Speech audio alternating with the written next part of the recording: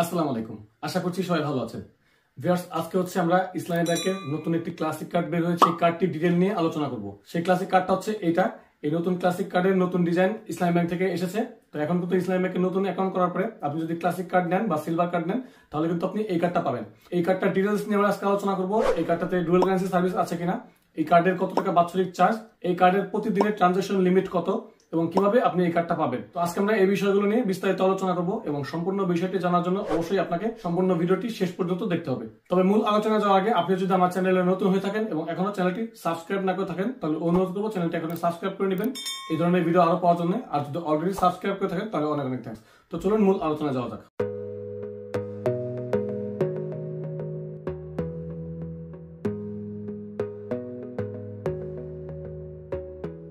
তো ভিউয়ার্স, আপনারা জানেন যে ইসলামী ব্যাংকের বেশ কয়েকটি কার্ড রয়েছে, classic card, gold card, platinum card সহ আমাদের নতুন একটি মাস্টার কার্ড রয়েছে। প্রত্যেকটা কার্ড নিয়ে কিন্তু আমাদের আলাদা আলাদা ইন্ডিভিজুয়াল ভিডিও রয়েছে।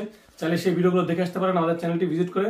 তাছাড়া ভিডিওর লিংক আই বাটনে দেওয়া থাকবে এবং ডেসক্রিপশনে দেওয়া থাকবে, সেখান থেকেও চাইলে দেখে নিতে পারেন। তো ভিউয়ার্স, আমরা আজকে যেটা নিয়ে আলোচনা করবো সেটা হচ্ছে এই ক্লাসিক কার্ড। এটা হচ্ছে ইসলামী ব্যাংকের নতুন একটি ক্লাসিক কার্ড, যেটা নতুন করে প্রিন্ট করা হয়েছে। তো এই কার্ডটি পেতে হলে আপনাকে যেটা প্রথমে করতে হবে সেটা হচ্ছে ইসলামী ব্যাংকে একটি অ্যাকাউন্ট করতে হবে। সেটা আপনি কারেন্ট অ্যাকাউন্ট করতে পারেন বা সেভিংস অ্যাকাউন্ট করতে পারেন কিংবা স্টুডেন্ট অ্যাকাউন্ট করতে পারেন। তো যে কোনো অ্যাকাউন্ট করার পরে আপনি যে শাখাতে অ্যাকাউন্ট করবেন সেই শাখাতে আপনি কার্ডের একটা রিকুইজিশন দিবেন বা কার্ডের জন্য অ্যাপ্লিকেশন করবেন।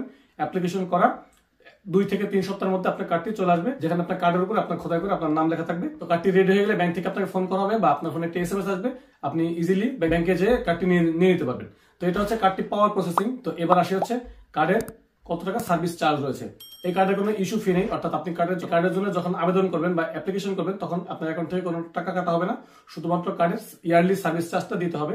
এই কার্ডের সার্ভিস চার্জ হচ্ছে বছরে 400 টাকা এবং 15% ভ্যাট হচ্ছে 60 টাকা, টোটালি হচ্ছে 460 টাকা। কিন্তু একবারে কাটবে না, এটা আপনার অ্যাকাউন্ট থেকে বছরে 2 বার অর্থাৎ 6 মাস পর পর 230 টাকা করে কেটে নেবে। টোটালি আপনার বছরে 460 টাকা অ্যাকাউন্ট থেকে চার্জ কেটে নেবে এই কার্ড বাবদ। এটা ট্রানজাকশন লিমিট হচ্ছে প্রতিদিন ইসলামী ব্যাংকের এটিএম বুথ সহ বাংলাদেশের যে কোনো ব্যাংকের এটিএম বুথ থেকে 50,000 টাকা, যেখানে ভিসা অ্যাকসেপ্টেড। আপনারা জানেন যে এটা একটা ভিসা কার্ড। বাংলাদেশের মোটামুটি সব ব্যাংকগুলোর এটিএম বুথ থেকেই কিন্তু ভিসা এবং মাস্টার কার্ড অ্যাকসেপ্টেড। সো আপনি এই ভিসা কার্ডটি নিয়ে বাংলাদেশের যে কোনো ব্যাংকের এটিএম বুথ থেকে টাকা তুলতে পারবেন, সর্বোচ্চ একদিনে 50,000 টাকা। তবে ইসলামী ব্যাংকের এটিএম বুথ থেকে টাকা তুললে ফ্রিতে তুলতে পারবেন, কোনো চার্জ কাটবে না। এবং অন্য ব্যাংকের এটিএম বুথ যদি ব্যবহার করেন বা অন্য ব্যাংকের এটিএম বুথ থেকে টাকা তুলেন, সেক্ষেত্রে প্রতি ট্রানজাকশনে অর্থাৎ প্রত্যেকবার লেনদেন করলেই 15 টাকা চার্জ কাটবে আপনার অ্যাকাউন্ট থেকে। সেটা হতে পারে 500 টাকা, 10,000 টাকা বা 20,000 টাকা। যে টাকা আপনি তুলেন একটা ট্রানজাকশনে আপনার অ্যাকাউন্ট থেকে 15 টাকা চার্জ কেটে নেওয়া হবে। এবং এই কার্ডটাতে ডুয়াল কারেন্সি সার্ভিস নেই, এটা হচ্ছে সিলভার কার্ড, শুধুমাত্র বাংলাদেশের মধ্যে ব্যবহার করার জন্য।